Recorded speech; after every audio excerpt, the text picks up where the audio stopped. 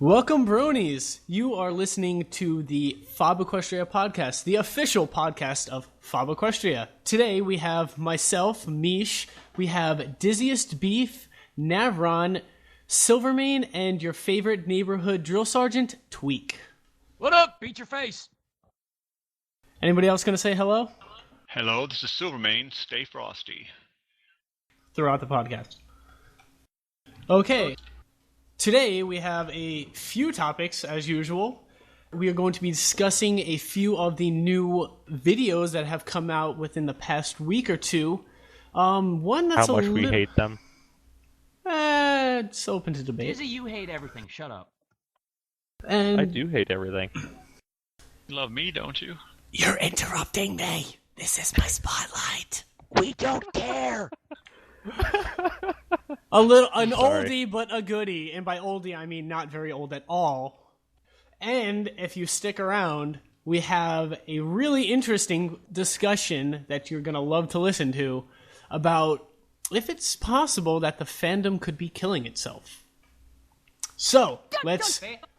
Yeah. We're getting Fandom, creative do I with need to whip out my soundboards, ace aren't we? card? Yeah. And we got a Apparently. few other goodies, so let's kick this off. First topic of discussion is one that I was actually quite a bit of a fan of. It's called A Day at the Dentist. Oh, I love this that. thing. By Melee Princess. So, guys, what is your opinion on this? A lot Well, better before- than Double Rainbow.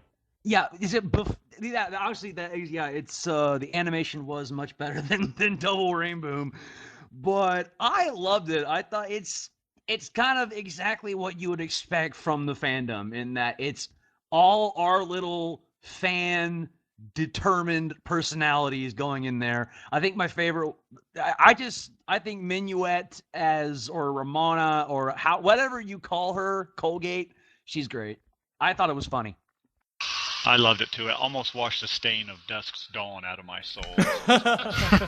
Oh. I don't even want to name that. No. Forever not tainted. doing it. I have to agree. I thought it was great.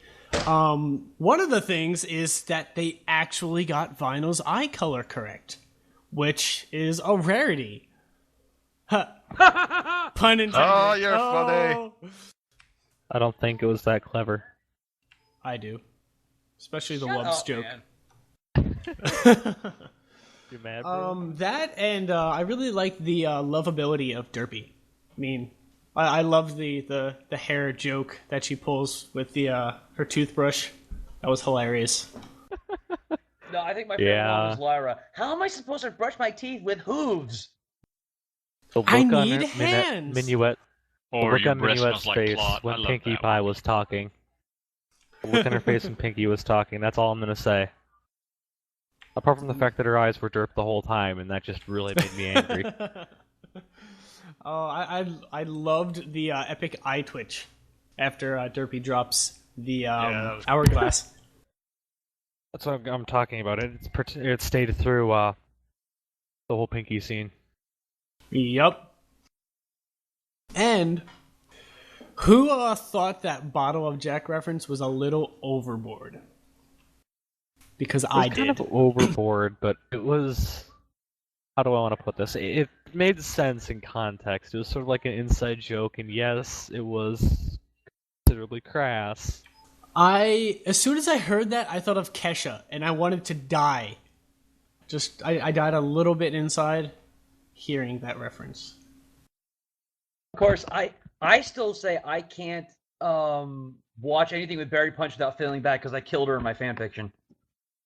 Tweet, did you? Yes, dare the you. first You're the right, very I first forgot chapter of my about that. fanfiction is all about Barry Punch being brutally murdered as a part of the ritual sacrifice. Oh, it wasn't Well, it the wasn't Very very Punch is brutal. still love in the fandom. You kind of cut away right away, which is kind of... It was a good way to do it. Well, yeah, because again, I didn't want it to be a slasher flick, but at the same time, it's now every time I watch the show and I see her in the background, I'm like, I'm sorry, I didn't mean to. Well, I did, but I'm still sorry. You're not sorry. Not in the slightest. You hate her so much. I love the alcoholic references. But now on to the next topic. Is one that's a little bit of an oldie. It came out in, I think, mid to late March. It is the What My Cutie Mark Is Telling Me Background Pony edition. What are your thoughts? No. It seemed kind of low rent. But again, I can't fault it too much because it's not professionally done. It is a fan animation and musically made thing, but none of the voice actors could really sing, and I think that maybe they could really rhyme that well at some points. It felt very tacked together. Well, it was all the same person. It wasn't technically an animation. Just FYI. It was a static No, I image. saw an animation of it, but at the same time... Oh, really? Well, at the same time, then still, yeah. I mean, if you can't do it, there's plenty of fan actors and actresses out there who could do it. I actually thought it was quite good. I think there was one verse near the end that was just like way, way, way off.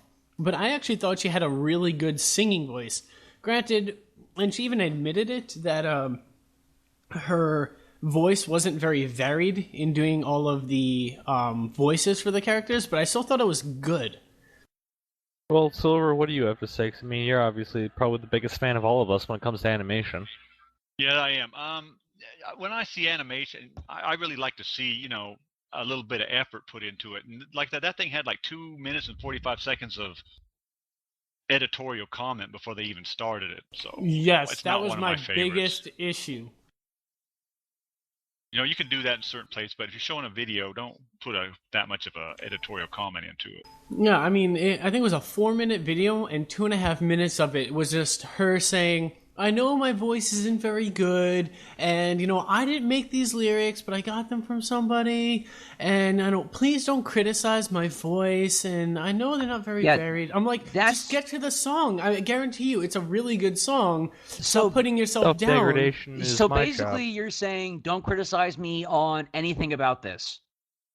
Yes. Don't criticize exactly. the music or the voices or the singing or the video. Just watch it and give me criticism, but not on any of those things. Which leaves nothing. I really like your mane. That's about all that's left. I think I'm just not going to say anything about that. it had like, I want to say like 180 likes, and then it had like 40 dislikes, or 60, 90, something like that. But it had like a noticeable amount of dislikes compared to the likes. And I'm like, I wonder how many of those dislikes are just because she's putting herself down for over half of the video. If she would have just, written that in the description and then just cut straight to the song, she probably would have had a much more positive reaction to the video itself and the song. Yeah, that's true. I just want to said, say, though, I appreciate just almost any fan efforts that go out there. People take a lot of time for this, and I like to watch them. And not all of them are hits, but people do take the effort, so I do appreciate it. Well, okay, at the same time, yes, but I know Dizzy will back me up here when I say that being a fan-made work isn't an excuse for poor quality.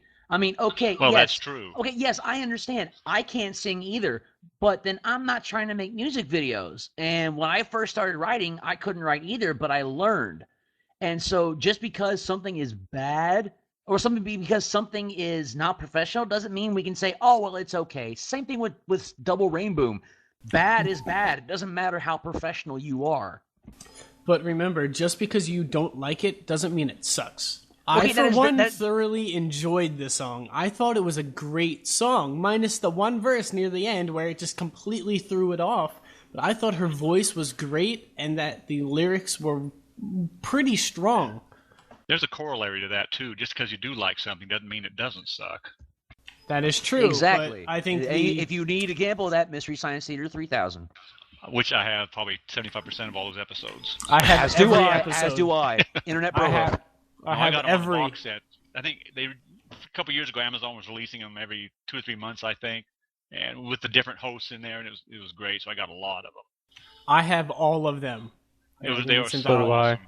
And now they're doing riff tracks. If you ever seen them in the movie theaters, the same guys are doing riff tracks. you go into a theater and buy a special ticket, and they'll show a movie on the screen where the same guys are making comments on it. No. What it is you can download from their website an MP3 of like them riffing Thor or something, and then you play it alongside it. They do it in theaters too. They also do it in the theater. Oh, I didn't know that. That's cool. It's Cinemark. If you get on Cinemark's website and click on Riff Tracks, you'll see what movies are. I want to say on the song, digressing a little bit. I thought the lyrics were fine. I liked the lyrics. I liked the animation. I cannot stand her voice. I mean, it's sort of like the Living Tombstone. He does decent music. I'm not really into the whole dubstep thing, but I cannot stand the guy's voice. I think another thing that wasn't really touched on is there's a certain level of quality that's become accepted within the fandom, which is largely in part why the fandom became so big as it is because of the quality of the original people putting out their works. And now you have everybody trying to hop on the bandwagon, trying to do everything, but it's like, you kind of see it in music. The music has kind of... Don't do it. It's like the music has gone from more, I would say, a deeper connection to the show into more generic music, and now the qualities of music are more based off like mixing quality instead of like how it references the show or what the actual meaning behind the song is. Yeah, exactly. I was going to mention something about that earlier. It was one of the podcast topics a while ago that never really got answered, and it was, do you think the ease of technology these days in animation and music has made the quality go up or down? I mean, making an SFM or a Gmod is a lot easier than it used to be. Flash, all the mixing software out there, does it make just about anybody can get on there and throw something up on YouTube when they really have no business putting it up there? Oh yeah, most definitely. Well, and again, this is going back to think. You go to FinFiction sometime, and there's a whole lot of really bad crap up there. Oh, that's one reason I don't really read that kind of stuff anymore. Even go to FinFiction or trust EQD with anything that they post fiction related. Well, in that case, I think a lot of it can also be stemming from popularity contests now. Everyone's like, oh, that's a big name, it must be good. And, it's not a big name, it must not be good. Well, I will admit that I have seen kind of a bad case of nepotism starting to build up in this fandom. And again, I'm trying to make this not sound like I'm being jealous, but I honestly see it. Like, example is, if you don't know, the BronyCon are having a panel called Whose Line Is It Any Pony? Which is like Whose Line Is It Anyway, but with, people doing pony type stuff. And I found out that Saberspark and AC Race Best are quote unquote trying out, but I'm willing to bet 90% that those two are going to get picked for the 4 slots because they are like the closest thing this fandom has to celebrities. I think that and like Rina Chan, Tombstone, Wooden Toaster. Yeah, and Black Griffin. But he's one of us. List goes on. Yeah, well, obviously, I love Black Griffin. He's awesome. Everybody loves Black Griffin. Yeah, even showed me, showed me a bit about animation, made me a happy pony. But I think it's true. Like, it's definitely gotten to the point where if you're a big name, you have so much attention. But if you don't have much of a name for yourself, it's getting really difficult to quote unquote break out. My big thing is, and I harp on this probably too much, but Navron, your song Waltz of the Crystal Empire is arguably my favorite Brony song that I've heard. And it's got yes, he does. And I think it's such an underrated song, but getting the viz for it over the regular releases of the big names, the big names are competing for slots on EQD. What are the chances that the little guys are going to get some, visual? I think the biggest problem with that is just I don't want to delve into too deep of a discussion about EQD, but all the staff of EQD, they all have a bias. And the problem is no matter how good the song is or how good like the art is, there's always going to be that bias. So it's like new Tombstone song comes out, it may not even get sent to the pre-listeners. Or, as a good example, the new song by Glaze and Aviators. I personally love Glaze, and I was like, oh, cool, a really dark song to kind of go along with it. Huge mixing errors. Like, there's a couple times in that song where the voice of, I think it's Aviators, because I think it didn't have that distinctual vocoded kind of voice of Glaze, but like just the voice goes down to a low note where it clashes with the sub bass and it creates this feedback loop, which literally was like pushing my subwoofer in my room like through the roof. Like, it was like pretty much just like completely drowning out, and there was just one frequency that came out of the two frequencies that merged together that just overpowered my subwoofer and my speakers for about, I don't know, probably about 3 to 5 seconds. But it's like that's an actual, I mean, that's a serious mixing problem that if you play that on a really loud, high quality sound system, you actually have a potential of damaging the sound system. But despite the fact that there's mixing errors and the fact that Aviator's voice or singing voice is much louder than when Glaze comes in, so the two singers aren't balanced together, despite that, it got its own spotlight post, like, right off the bat. And I'm pretty sure it didn't even go to the pre-listeners where they could even comment on the mixing quality. Well, was that lack of experience or lack of giving a shit? I think at that point in having so much attention in media is they don't really have to screen it for if people are going to like it. The big thing about the quality control is they're trying to keep things that people will enjoy, and bringing that to the spotlight. Something like Glaze, people are going to watch and probably going to like no matter what, because they have a bias to enjoy music from somebody that they really, really like. So I think you say the name and you just toss it up. Right, like you automatically, a new song by Glaze, it must be awesome. So you already have a preconceived notion that it's going to be good. So going into it, you're going to have a more positive reaction to it, which gives more, more attention and more traffic to EQD because of that. That kind of reminds me of the time where I believe it was Week who found it was a story feature on EQD, and it was horrible. Like, nothing was right. The writing was bad. The grammar was bad. Everything. And he actually brought up to EQD, and they emailed him back saying, "Hey, we're sorry this got through. We don't know how it happened." Well, yeah, actually, they did email me back, and I posted on the PonyChan board that asked if EQD pre-read anything, and I told them, wow. And I mean, I was upset more because, I know how much work I put into mine and how much work other people put into theirs, and for this thing to go up, it was, bad. But apparently what found out is for some reason a glitch happened, and it got sent directly to Seth. And when Seth gets an email, gets a story, he posts it because that means that the pre-readers have read it, but no one did. So that was more a technical derp than an actual conscious decision. You can't really count that.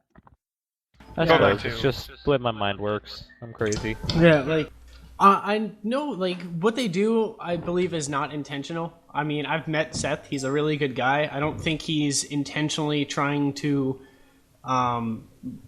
gather all the attention and take it from everybody else. I think he puts out really good quality work, and he runs the site really well. It's very organized.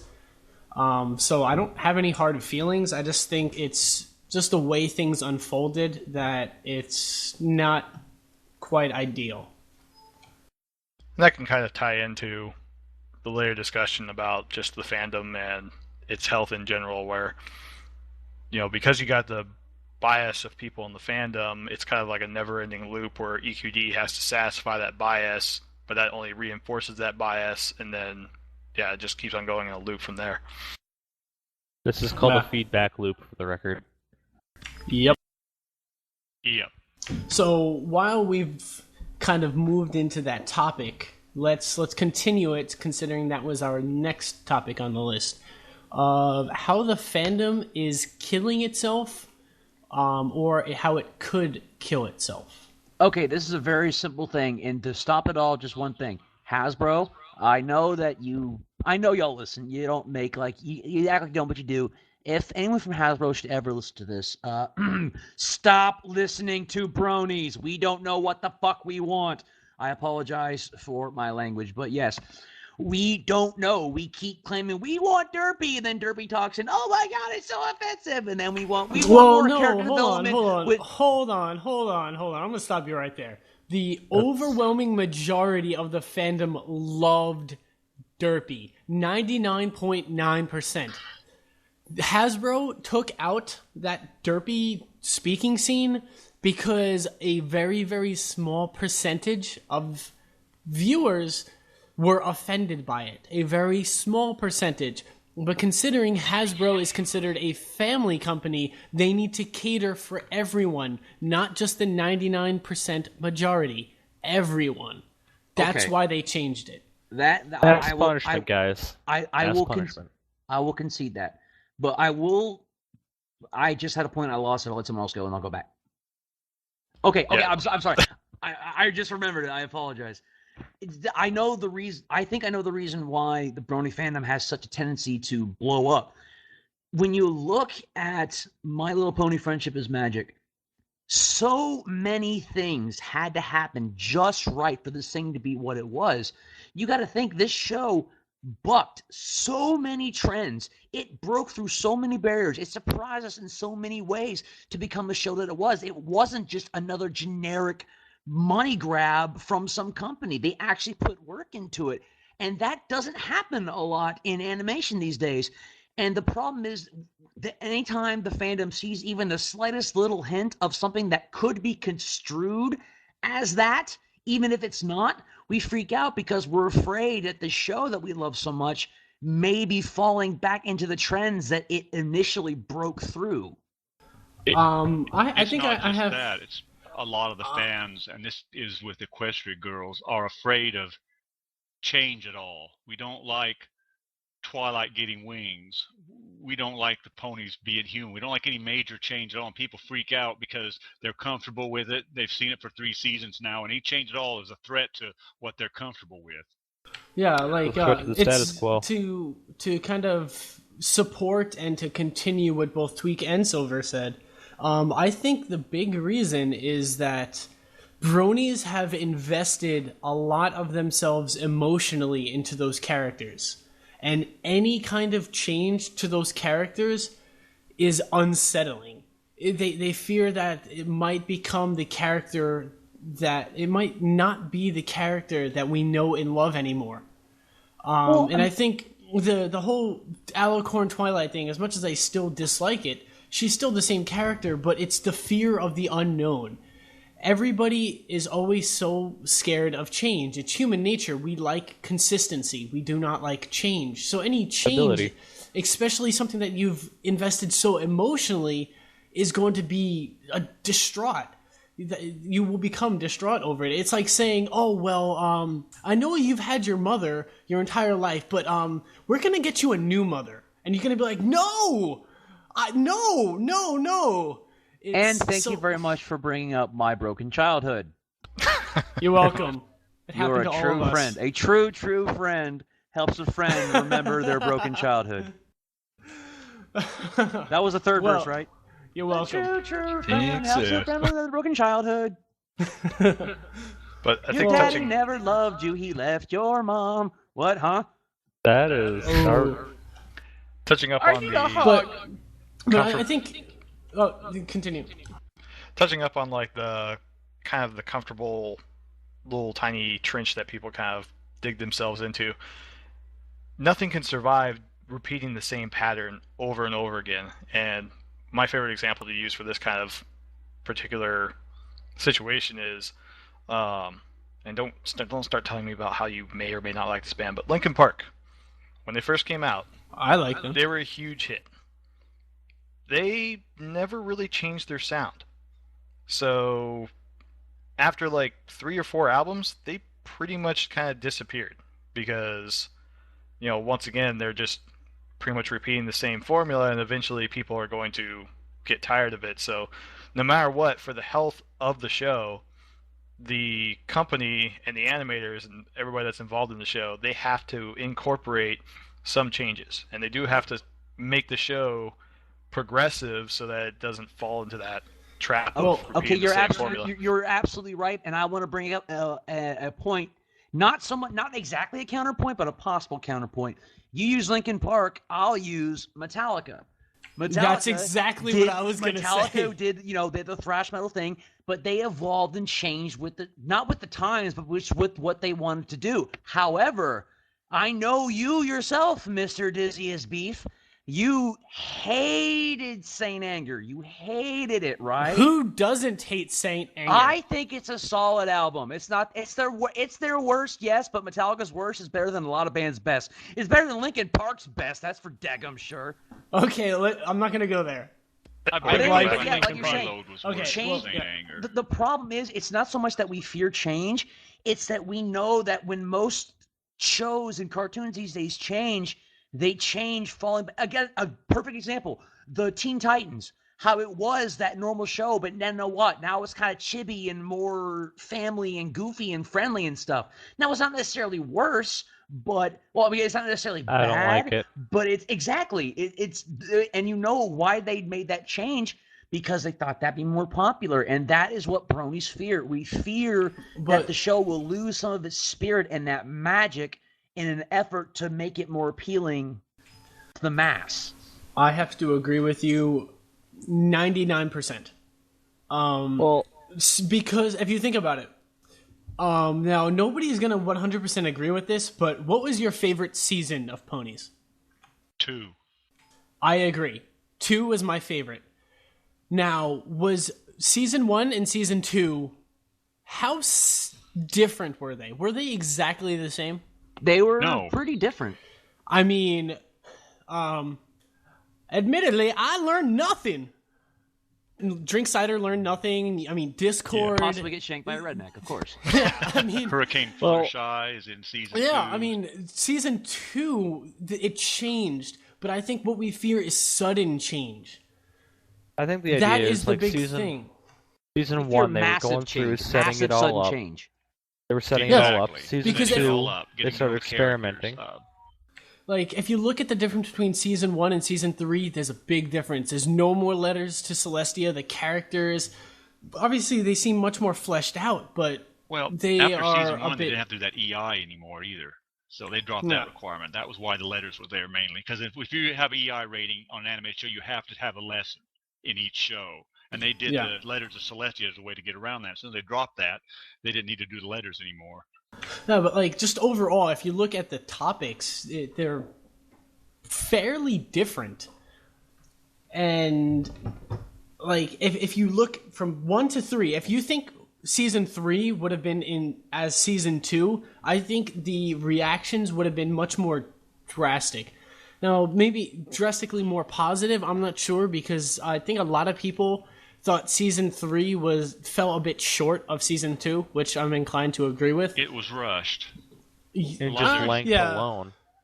It was a lot of their energy and time was spent doing Littlest Pet Shop. They couldn't, even with 13 episodes, they couldn't put as much time and effort into it as they did with I still season 2. say season 3 was cut short to work on Equestria Girls. I called this from the very beginning. That they were making a movie, and I did. I'm pretty sure I probably mentioned this on one of the working on Equestria Girls. It's because, I just hope it doesn't however, suck. it's DHX. It's Studio B. Studio B. I don't even know how many animators they have, but not too many. Compared to some of the ridiculously, obnoxiously large studios, but the thing is, I'm fairly sure that they cut season 3 short so that they could make Equestria Girls, because if you look at it, it takes a lot more work to make a movie than episodes, so it all fits like a key in a lock. I think it's because 26 plus 26 plus 13 is 65. And when you do 65 episodes of a show, you can put it into syndication. And that was their original plan before the show got so popular. They decided to put a 4th season. I think it was originally meant to end at season 3. I don't know. Twilight becoming an alicorn. I don't know. If you look at it, they renewed each season as they were going. Like, they didn't have a season 3 when they were working on season 2. It was only until they were about near the endish of season 2 that they renewed it for a 3rd season, which to me is evidence that they decided to make a movie because of the overwhelmingly positive fan reaction to season 2 to give the fans what they wanted. I just think that their direction was a little off in that they did too much with this. With Alicorn Twilight, and then right after that, without even giving us a season 4 to kind of calm things down a bit, they just threw another drastic change at us. Even though Equestria Girls is not season 4, they've already confirmed it. It has nothing to do with ponies. So why everyone's taking this as a canon change? It's not. No, it's a spin-off. It's like an alternate timeline. Have fun. Here's an awesome, potentially awesome movie. Now, granted, can I say something? Is it sure? bad Go ahead. That I'm more aggravated about the videos telling people to calm down than people actually freaking out? Like, I suppose. For a second there, it seemed like they're that just was perforating all the the internet. rage. They're everywhere. Yeah, Saber Spark and all that was like, oh, guys, calm down. It'll be okay. Yeah, dude, we know. It's the very vocal minority. You should know this.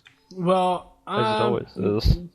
Yeah, like, I think there's a majority that dislike the idea of Equestria Girls, but I do have to agree with you that I believe the minority is the ridiculously vocal, I'm quitting the fandom, oh, Hasbro, you're evil, Studio B died. Like really? I think another thing about season 3 is I think, like I was saying earlier with them trying to progress the show more, I think they went a little bit too far with season 3 in terms of progressiveness, and I'm not even talking about Alicorn Twilight and stuff like that. I'm talking more like using like CG animation for the wolves and like all that other stuff, and just kind of pushing the storyline into a little bit more absurdities than even season 2 was at. So I personally think that season 4 is going to be awesome, just because I think the studio recognizes, okay, season 3 was not as big of a hit as season 2. Maybe we put it a little bit too far. Let's throttle a little bit back and get somewhere between season 2 and season 3 for season 4. I agree with you completely. I think they're gonna, because they've shown that they are capable of adapting to what the fans love. I think you hit the nail on the head with that one. I also get the same impression that Hasbro is sitting there thinking, well, we've indulged the fandom a few times, and it's exploded in their faces. I mean, just look at the Derpy incident. They kind of gave it to us a little bit, and they nearly got sued over it, so they're downright scared to do anything like that again. And kind of going back to what you guys were talking about with the vocal minority, I think another problem that plays a big role into it is the would-be vocal majority is just not very vocal anymore. It's kind of like, I'm sick of dealing with this. Yeah, I'm just going to sit back. They've gotten too accepted, really. Oh, no. It was funner when we were a minority and everyone hated us. I curse you, because now I'm going to bring it up. But Bring it up. Do it, you wimp.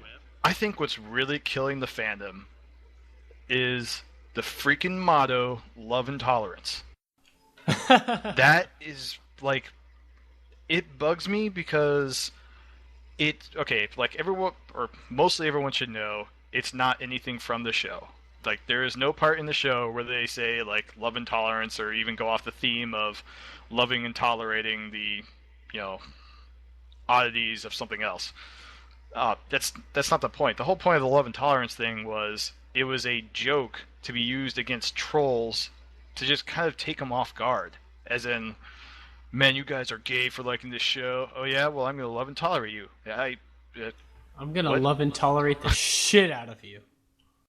So people it's mainly take it just as a life mantra and then don't follow it. Yeah, exactly. And the biggest problem I see is the vocal minority will use love and tolerance as a means of pretty much shutting everyone up whenever they might judge them based off something. So like, oh, you don't like my ship fic? Well, love and tolerate, bro. It's like, the people that would criticize, the guy just will completely shut them out because he'll say love and tolerate, and he won't take any words of criticism to heart, because it's like, they're not loving and tolerating, they're attacking me because of my differences and blah blah blah blah blah. They Yeah, just but kinda love and shut tolerate themselves really, out. love and tolerate originally didn't mean love and tolerate everything and everybody. It meant love and tolerate the haters of the show. You know, Yep. you don't Exactly. have to love and tolerate every single thing all through life. If you don't like a fanfic, you don't like a fanfic. Just because you say you don't like doesn't mean you're not loving and tolerating somebody. It just means I don't like that fanfic. But I think at the same point that if somebody is resistant to criticism and they're kind of insecure about whatever they're doing, they're going to look for the easiest way out. What's easier to say, don't care about your opinion, or love and tolerate? I think it's just kind of, they've adapted it to suit their views. Pretty much. So where I think it is definitely something to say towards like the haters, and it's kind of grown into a bit of a motto for the community. I don't really think it's contributed to what we can call the fandom killing itself, or dare say the cancer, if it's even true. I mean, right now we're just going through a rough point. I think it's just because we're in between seasons and we have 2 drastic changes. I think everything is going to level out once season 4 rolls around, and we realize that ponies is still ponies at the end of the day. We're still going to get exactly what we've gotten so far, and it's going to be great. The long summers are always long. But that really, when I first wrote that suggestion for the podcast, that's really not what I was talking about when I said the fandom's killing it. I'm talking about people overreacting, sending threatening messages to the VAs and all that. We get Well, 99% of the all in fandom is great, all, but it's the radical ones that get all the attention, and Hasbro's going to see that and want to distance themselves from it. And Yeah, say, that's what I mean. This like, show's just becoming too much of a pain in the rear. We're just going to cancel it. well, then for all intents and purposes, that would be killing itself, would it not? It would. And I don't mean it literally by like ponies are going to get canceled. I mean it like it's, the passion will be lost, is mainly what I mean.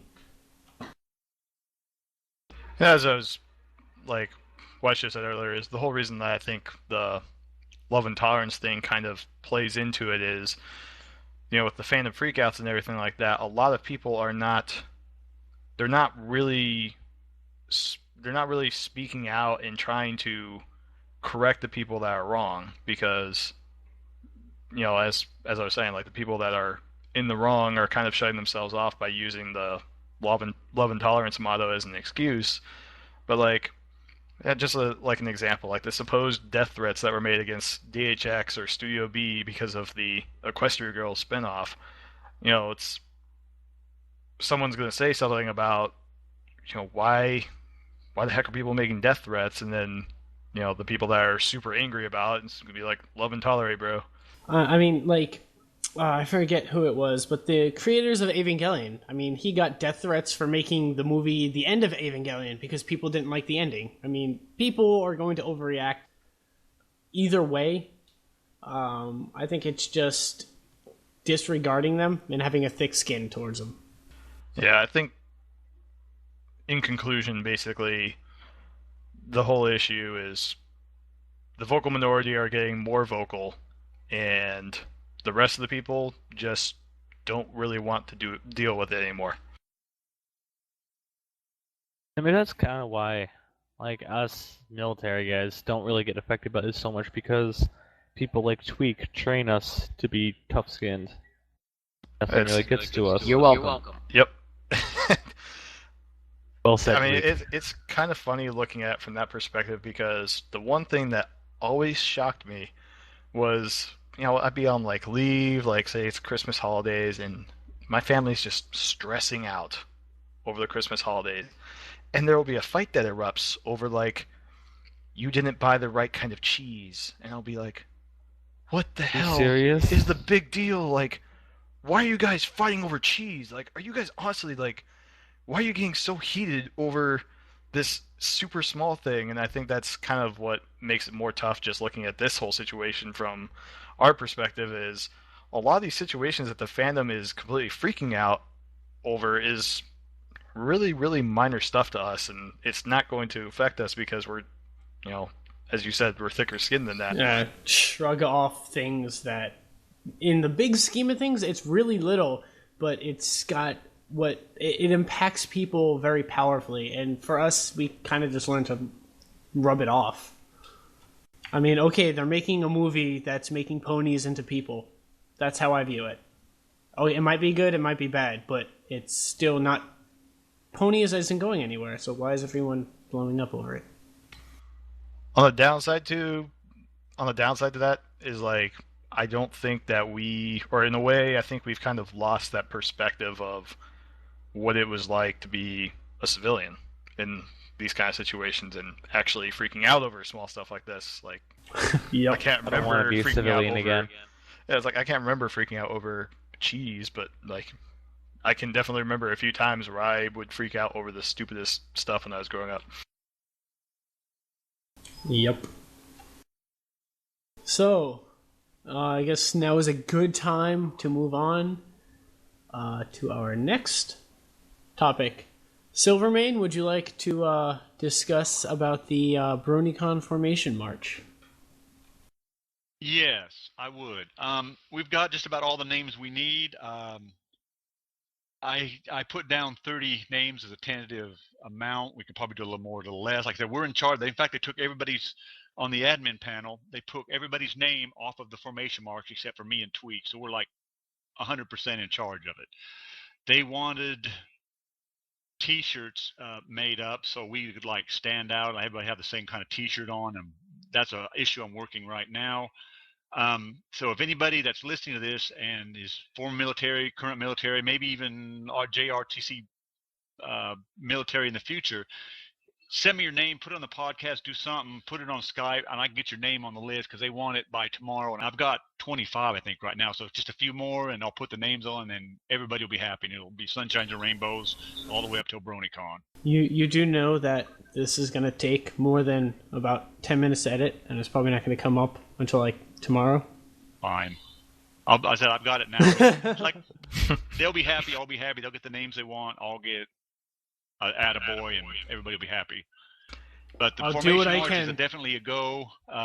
Hopefully, the way it's looking now, if we get the uniforms and everything, what we're going to do is form up about a half a block down the sidewalk, march into the convention as it's opening, do the main hall, and up onto the stage and help with the opening ceremonies. Of course, we'll have the flag that Tofu made, and Tweak will be calling the cadence.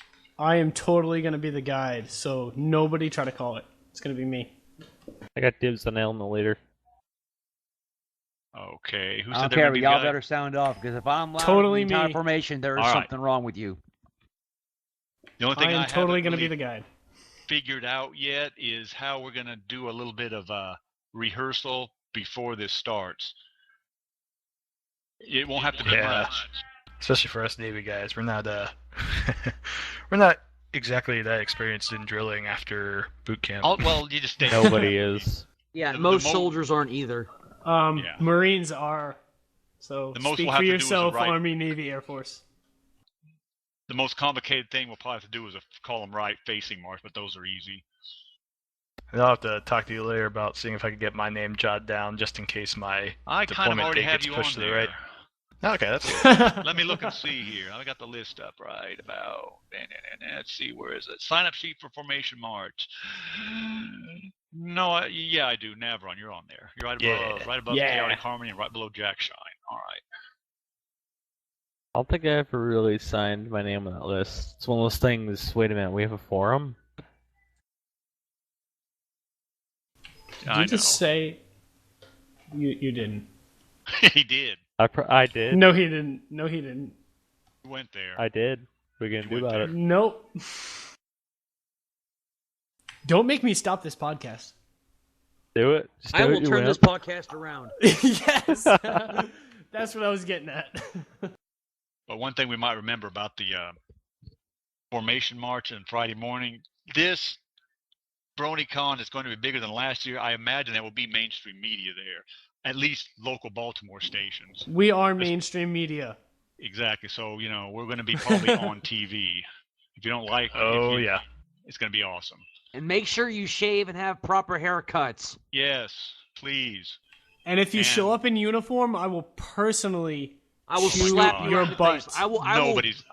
I will kneel People down do and it. punch you right in the ding-ding. You will be standing at parade rest. I don't care if you are The entire anyone. convention. Yes. If You have, a you have an full-third colonel. E8, an E6, and You'll an E4 have- corporal. We got you. We outrank you, okay? Anybody that shows up in a military uniform will not be part of the march. We will have all of FOB Equestria just having just uniform regulations stand down. Yeah, no, I mean, that it won't be just that. comes down to don't be friggin' stupid.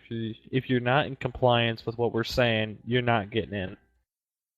If any of you make Exactly. it so that we have to make a future safety brief or a stand down for conventions. You will be there 15 minutes prior. And when I say 15 minutes prior, I mean very bad things. If you're Every not fact early that or we have to late. discuss this kind of hurts my intelligence.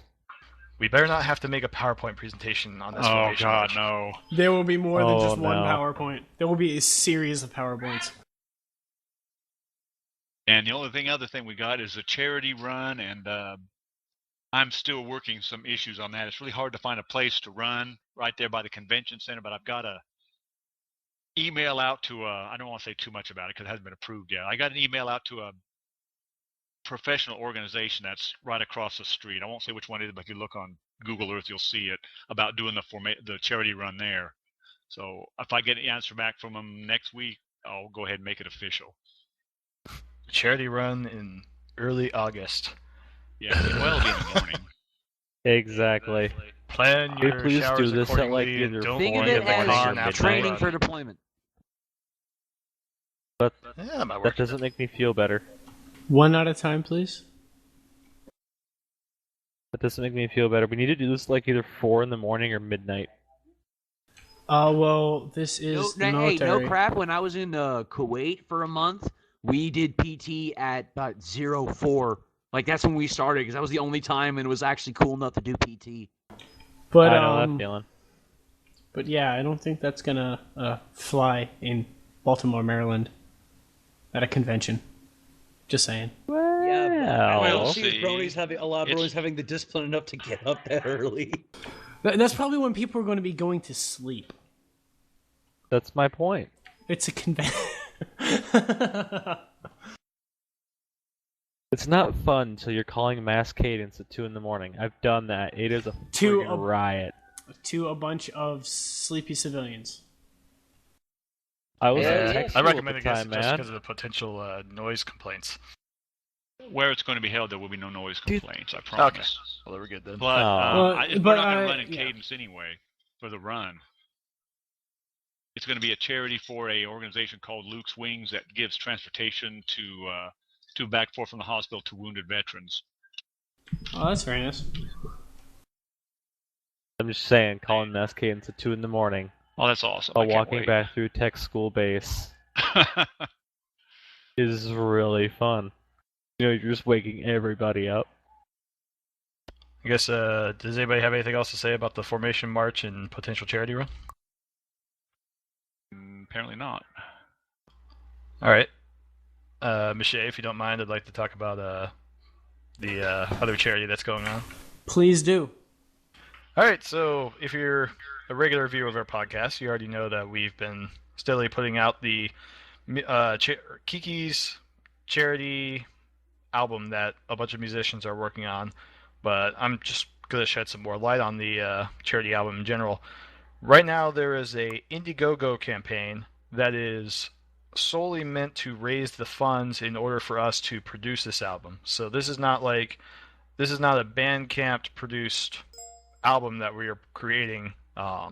We're actually creating physical copies of CDs. We're creating physical copies of even vinyl, and we're intending on selling all of these and potentially raising upwards of $30,000 in order to basically cover the remaining funds of the Kiki's Cancer Fund.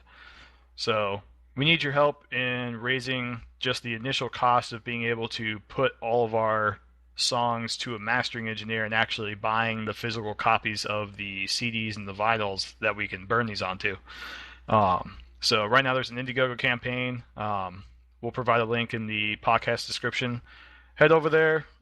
There's only a few days left. If we don't reach our goal, our intents are to split the funds evenly towards children's cancer research and Kiki's fund. If we do reach the funds, however, we do have a much bigger payoff that we can be going for. We can potentially cover the complete remainder of Kiki's fund, in addition to plenty of extra left over that we can donate to various charities for children's cancer research. So head over there, check it out, and please make a donation if you can. Thank you. The link will be in the description. So if that's all that Navron had to say, I guess we can move on. Tweak, I know you had something to mention about being featured in Pony Fiction Vault. Yeah, this is not. How are you gonna make me do this right after the charity thing? Yes, we'd like to tell you about this thing. We're raising money for a good charity, and now, Tweak, what's your completely selfish, self-whoring? Well, Apparently, you're just not a big enough narcissist. I know, right? Because it is. You are a all drill about sergeant. me. Let's be honest. Okay. You are a drill sergeant. Yeah, right. Anyway, I got an email about a week or a half ago or so that RB-47, who was one of the mods at fanfiction.net, he also runs a website called Pony Fiction Vault. And what it is he picks his, some of his favorite fan fictions, and he's very well respected. You go to ponyfictionvault.com and you're going to see maybe, the best stories, if not at very least the best authors in the fandom, and being featured there is a very big compliment to your writing. And I just found out a week ago that he is featuring my story, Under a Luminous Sky, in July or in June. And so it is very humbling that people actually enjoy reading my crap. Not crap. Didn't you say you're one That's of a those matter of guys perspective. that hates when people put down their own work? Yes, except when it's me. Because I'm a hypocrite, and shut up. Beat your face. Hypocrisy is magic. Well, yes. Okay, I do usually hate that, and I am guilty of it. See, I suffer from a horrible disease called I think everything I write is crap syndrome. But Because it then, is. so you suffer from hypocrisy syndrome. Well, no, exactly. This is more for people who are very obviously talented and say, "Oh no, I suck." It's like, okay, yeah. Like you? Okay, you know what? Damn it, shut up. I, drill sergeant. I can think of a few names that are considerably worse. Oh yeah, absolutely. We've got a very complicated character scheme, arc, something. So, does anybody else have anything that they wanted to add? Oh, yeah. I don't see the point of that. And Never point That that was creepy sound interesting. Anything else? Anything else relevant that isn't a soundbite? Nope. I got nothing. Okay, then, every pony. Yes, I did it. Oh, Say Never do goodbye. it again. Couldn't do oh, you had to do it. it. Totally He did gonna it. do it. He went there. Say goodbye. Or else. See y'all later. Probably All not. right, till next time, stay safe, stay free, stay metal. Bangle's gonna kill me. This is Silverman saying signing off, and stay frosty and stay below the radar. Yes. This is Navron. Good night. And this is Mish. This has been the official FOB Equestria Podcast. Signing off, Semper Philly.